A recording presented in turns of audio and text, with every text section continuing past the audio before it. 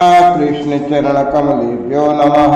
श्रीमद्भागवत महापुराण एकादश स्कंद 22वां अध्याय तत्वों की संख्या और पुरुष प्रकृति विवेक। जय राधा राधा जय राधा जय श्री राधा जय कृष्ण कृष्ण जय कृष्ण जय श्री कृष्ण। उद्धव जी ने कहा, प्रभो विश्वेश्वर, ऋषियों ने तत्वों की संख्या कितनी बतलाई है? आपने तो अभी 19वें अध्याय में 9, 11, 5 और 3 अर्थात कुल 28 तत्व गिनाए। ये तो हम सुन चुके हैं, किंतु कुछ लोग 26 तत्व बतलाते हैं, कुछ 25 बतलाते हैं, कोई 7 ही बताते हैं, कोई 9 बतलाते हैं, कोई 6 स्वीकार करते हैं, कोई 4 बतलाते हैं, तो कोई 11 बतलाते हैं। इसी प्रकार किन्हीं किन्हीं ऋषियों मुनियों ने के मत के उनकी संख्या जो है 17 है, कोई 16 बताते हैं, कोई 13 बतलाते हैं। हे सनातन श्री कृष्ण, ऋषि मुनि इतनी भिन्न संख्याएं किस अभिप्राय से बतलाते हैं? आप कृपा करके हमें बतलाइए। श्री भगवान श्री कृष्ण कहने लगे, उद्धव जी, वेदज्ञ ब्राह्मण इस विषय में जो कुछ कहते हैं वो सभी ठीक है, क्योंकि सभी तत्व सब में अंतर्भूत हैं और मेरी माया को स्वीकार करके क्या कहना असंभव है। जैसा तुम कहते हो वो ठीक नहीं है, जो मैं कहता हूँ वही यथार्थ है। इस प्रकार जगत के कारण के संबंध में विवाद इसलिए होता है कि मेरी शक्तियों, सत्व, रज और गुणों और उनकी वृत्तियों का रहस्य लोग समझ नहीं पाते, इसलिए वे अपनी अपनी मनोवृत्ति पर ही आग्रह कर बैठते हैं। सत्व आदि गुणों के क्षोभ से ही ये विविध कल्पना रूप प्रपंच, जो वस्तु नहीं है केवल नाम है, उठ खड़ा हुआ है। यही वाद विवाद करने वालों के विवाद का विषय है। जब इंद्रियां अपने वश में हो जाती हैं, चित्त शांत हो जाता है, तब ये प्रपंच भी निवृत्त हो जाता है और इसकी निवृत्ति के साथ ही सारे वाद विवाद भी मिट जाते हैं। हे पुरुष शिरोमणि, तत्वों का एक दूसरे में अनुप्रवेश है, इसलिए वक्ता तत्वों की जितनी संख्या बतलाना चाहते हैं उसके अनुसार कारण को कार्य में अथवा कार्य को कारण में मिलाकर अपनी इच्छा संख्या सिद्ध कर लेते हैं। ऐसा देखा जाता है कि एक ही तत्व में बहुत से दूसरे तत्वों का अंतर्भाव हो गया है। इसका कोई बंधन नहीं है कि किसका किस में अंतर्भाव हो। कभी घटपट आदि कार्य वस्तुओं का उनके कारण मिट्टी सूत आदि में, तो कभी मिट्टी सूत आदि का घटपट आदि कार्यों में अंतर्भाव हो जाता है। इसलिए वादी और प्रतिवादियों में से जिसकी वाणी ने जिस कार्य को जिस कारण में अथवा जिस कारण को जिस कार्य में अंतर्भूत करके तत्वों की संख्या जितनी संख्या स्वीकार की है वो हम निश्चय ही स्वीकार करते हैं, क्योंकि उनका वो उपादान युक्त संगत ही है। उद्धव जी, जिन लोगों ने 26 संख्या स्वीकार की है वे ऐसा कहते हैं कि जीव अनादिकाल से अविद्या से ग्रसित हो रहा है, वो स्वयं अपने आप को नहीं जान सकता, उसे आत्मज्ञान कराने के लिए किसी अन्य सर्वज्ञ की आवश्यकता है। इसलिए प्रकृति के कार्य कारण रूप 24 तत्व, 25वां पुरुष और 26वां ईश्वर, इस प्रकार कुल 26 तत्व स्वीकार करने लगे। 25 तत्व मानने वाले कहते हैं कि शरीर में जीव और ईश्वर का अणुमात्र भी अंतर या भेद नहीं, इसलिए उनमें भेद की कल्पना व्यर्थ थी। रही ज्ञान की बात, सो तो सात्वतिमिका प्रकृति का गुण है। तीनों गुणों की साम्यावस्था ही प्रकृति है, इसलिए सत्व रज आदि गुण आत्मा के नहीं है, प्रकृति के हैं। इन्हीं के द्वारा जगत की स्थिति, उत्पत्ति और प्रलय हुआ करते हैं, इसलिए ज्ञान आत्मा का गुण है ही नहीं, प्रकृति का ही गुण सिद्ध होता है। इस प्रसंग में सत्वगुण ही ज्ञान है, रजोगुण ही कर्म है और तमोगुण ये ज्ञान कहा गया है। और गुणों में क्षोभ उत्पन्न करने वाला ईश्वर ही काल है, और सूत्र अर्थात महतत्व ही स्वभाव है। इसलिए 25 और 26 तत्वों की दोनों ही संख्या युक्त संगत है। उद्धव जी, यदि तीनों गुणों को प्रकृति से अलग मान लिया जाए, जैसा कि उनकी उत्पत्ति और प्रलय को देखते हुए मानना चाहिए, तो तत्वों की संख्या स्वयं ही 28 हो जाती है। तो उन तीनों के अतिरिक्त 25 ये हैं, और पुरुष, प्रकृति, महतत्व, अहंकार, आकाश, वायु, तेज, जल और पृथ्वी, ये 9 तत्व मैं पहले ही गिना चुका हूँ। श्रोत, त्वचा, चक्षु, नासिका और रसना, ये 5 ज्ञानेन्द्रियां, पाक, पाणि, पाद, पायु, उपस्थ, ये 5 कर्मेंद्रियां तथा मन, जो कर्मेंद्रिय ज्ञानेन्द्रिय दोनों ही है। इस प्रकार कुल 11 इंद्रियां हैं तथा शब्द, स्पर्श, रूप, रसगंध, ये ज्ञानेन्द्रियों के 5 विषय हैं। इस प्रकार 3, 9, 11 और 5 सब मिलाकर 28 तत्व होते हैं। कर्मेंद्रियों के द्वारा होने वाले 5 कर्म, चलना, बोलना, मल त्याग करना, पेशाब करना और काम करना, इनके द्वारा तत्वों की संख्या नहीं बढ़ती। इन्हें कर्मेंद्रिय स्वरूप ही मानना चाहिए। सृष्टि के आरंभ में कार्य 11 इंद्रिय और पंचभूत और कारण महतत्वाद के रूप में प्रकृति ही रहती है। वही सत्वगुण, रजोगुण, तमोगुण की सहायता से जगत की स्थिति, उत्पत्ति और संहार संबंधी अवधारणाएं अर्थात अवस्थाएं धारण करती हैं। अव्यक्त पुरुष तो प्रकृति और उसकी अवस्थाओं का केवल साक्षी मात्र बना रहता है। महतत्व आदि कारण धातुएं विकार को प्राप्त होते हुए पुरुष के ईश्वर से शक्ति प्राप्त करके परस्पर मिल जाते हैं और प्रकृति का आश्रय लेकर उसी के बल से ब्रह्मांड की सृष्टि करते हैं।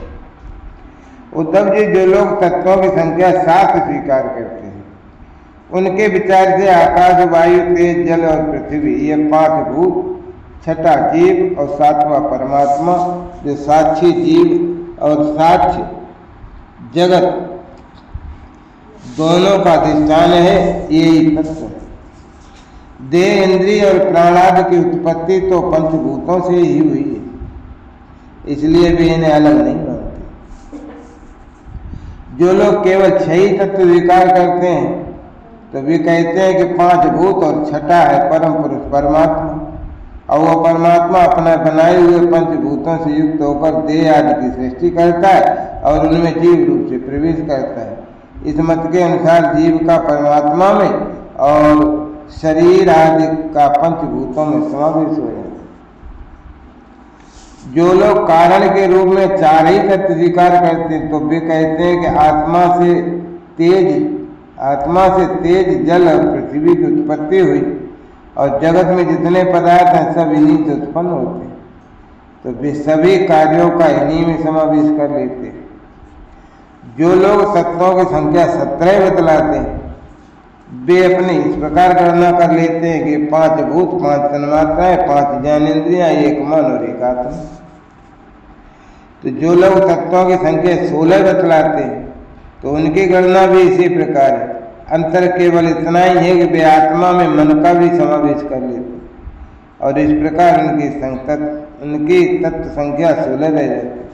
तो जो लोग 13 तत्व मानते हैं, वे कहते हैं आकाश आदि 5 भूत, श्रोत्रादि 5 ज्ञानेन्द्रियां, 1 मन, 1 जीवात्मा और 1 परमात्मा, ये 13 तत्व। 11 संख्या मानने वाले ने 5 भूत, 5 ज्ञानेन्द्रियां और इनके अतिरिक्त 1 आत्मा का अस्तित्व स्वीकार किया है।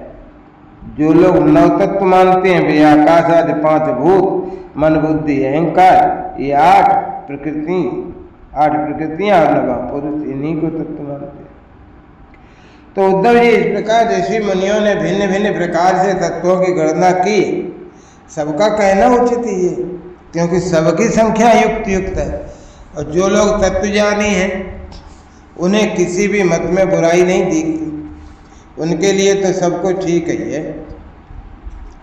उद्धव जी ने कहा, हे श्याम सुंदर, यद्यपि स्वरूपतः प्रकृति और पुरुष दोनों एक दूसरे से सर्वथा भिन्न है, तथा वे आपस में इतने घुल मिल गए हैं कि साधारणतः उनका भेद नहीं जान पड़ता। तो प्रकृति में पुरुष और पुरुष में प्रकृति अभिन्न से प्रतीत होते हैं। तो इनकी भिन्नता स्पष्ट कैसे? हे कमल नयन भगवान श्री कृष्ण, मेरे हृदय में इनकी भिन्नता और अभिन्नता को लेकर बहुत बड़ा संदेह। आप तो सर्वज्ञ हैं, अपनी युक्त वाणी से मेरे संदेह का निवारण कर दीजिए नाथ। भगवान, आपकी ही कृपा से जीवों को ज्ञान होता है और आपकी माया शक्ति से उनके ज्ञान का नाश होता है। अपनी आत्म स्वरूपणी माया की विचित्र गति आप ही जानते हैं और कोई नहीं जानता। अतएव आप ही मेरा संदेह मिटाने में भी समर्थ हैं। भगवान श्री कृष्ण कहने लगे, उद्धव जी, प्रकृति और पुरुष, शरीर और आत्मा, इन दोनों में अत्यंत भेद है। इस प्राकृतिक जगत में जन्म मरण एवं वृद्धि ह्रास आदि विकार लगे ही रहते हैं। इसका कारण यह है कि ये गुणों के क्षोभ से ही बना है। प्रिय मित्र, मेरी माया कैसी है? त्रिगुणात्मिका। वही अपने सत्व रज आदि गुणों से अनेकों प्रकार की भेद वृत्तियां पैदा कर देती है। यद्यपि इसका विस्तार असीम है, फिर भी इस विकारात्मक सृष्टि को 3 भागों में बांट सकते हैं, और वे 3 भाग हैं अध्यात्म, अधिदैव और अद्भुत।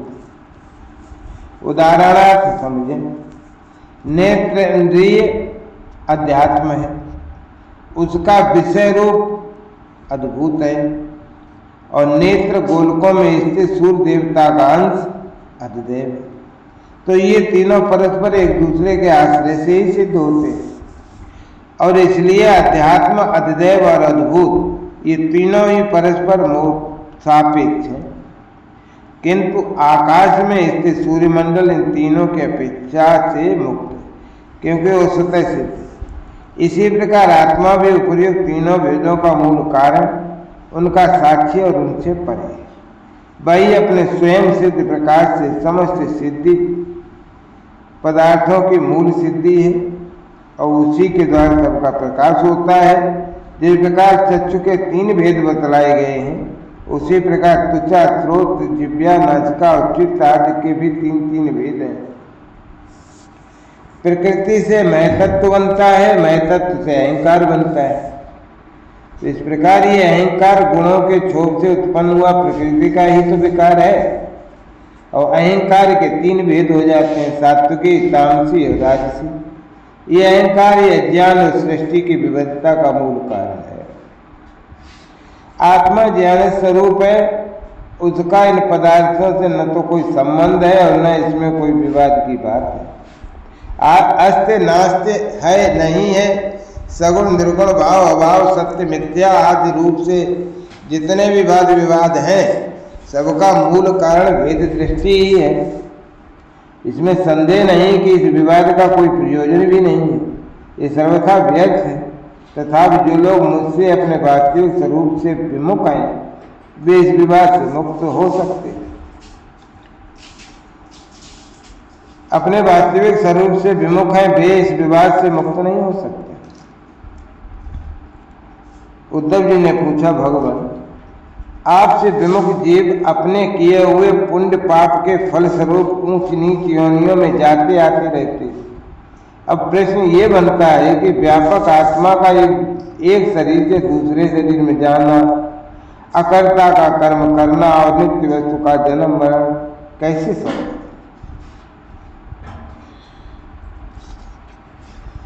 तो हे गोविंद, जो लोग आत्मज्ञान से रहते हैं, वे तो इस विषय को ठीक ठीक सोच भी नहीं सकते, और इस विषय के विद्वान संसार में प्राय मिलते नहीं हैं, क्योंकि सभी लोग आपकी माया की भूल भुलैया में पड़े हुए हैं। इसलिए आप ही कृपा करके मुझे इसका रहस्य समझा दीजिए। भगवान श्री कृष्ण ने कहा, प्रिय उद्धव, मनुष्यों का मन कर्म संस्कारों का एकमात्र पुंज है, और उन संस्कारों के अनुसार भोग प्राप्त करने के लिए उसके साथ 5 इंद्रियां भी लगी हुई।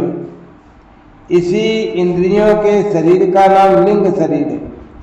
वही कर्मों के अनुसार एक दूसरे से दूसरे शरीर में एक लोक से दूसरे लोक में आता जाता रहता है।